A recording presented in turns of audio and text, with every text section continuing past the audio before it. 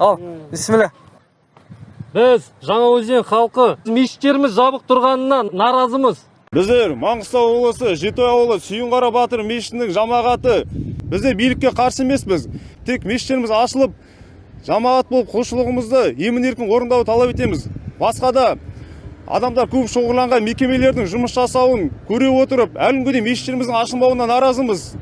Біз Қазақстан Республикасы Атырау облысы Мақат ауданы Мақат кенті орталық мешітінің жамағаты баршамызға мәлім, наурыз айынан бері карантиндік режим басталғалы, мешіттеріміз қазіргі таңға дейін әлі күнге дейін жабулы тұр. Осы күнге дейін аптасына бір келетін жұма намаздары мен жылына бір-ақ мәрте келетін айт намаздарымызда еш ескерусіз қалды.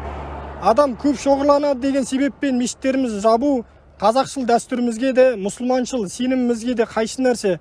Азық-түлік дүкендері мен кейбір сауда-саттық орындарына, кейбір мемлекеттік және мемлекеттік емес мекемелер және кәсіпорындарға санитарлық нормаларды сақтай отыр жұмыс жасауларына рұқсат бергеніңіздей, мешіттерімізге де сол санитарлық нормаларды сақтай отырып, ашылуына рұқсат беруіңізді сұраймыз. Ассаламу алейкум рахматуллахи баракатух.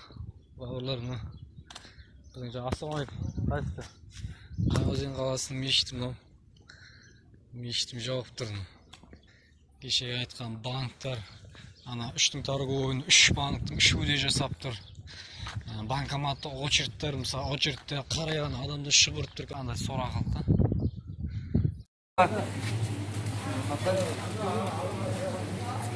Барамыз, не жақта жатыр бас.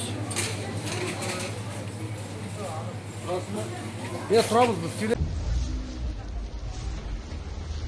Базар кипит.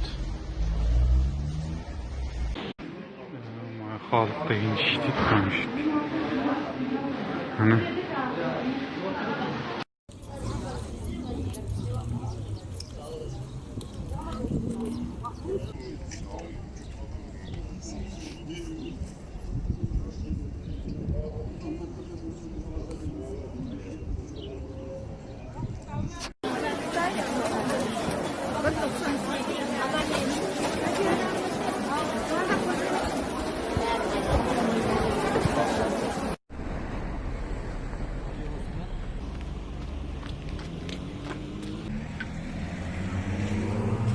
Ашық қоя.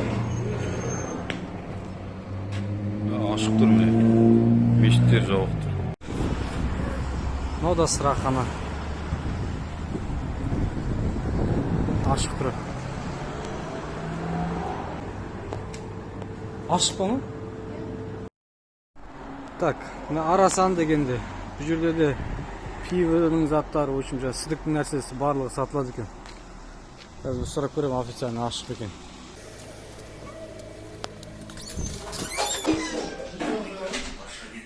Ашық па ма?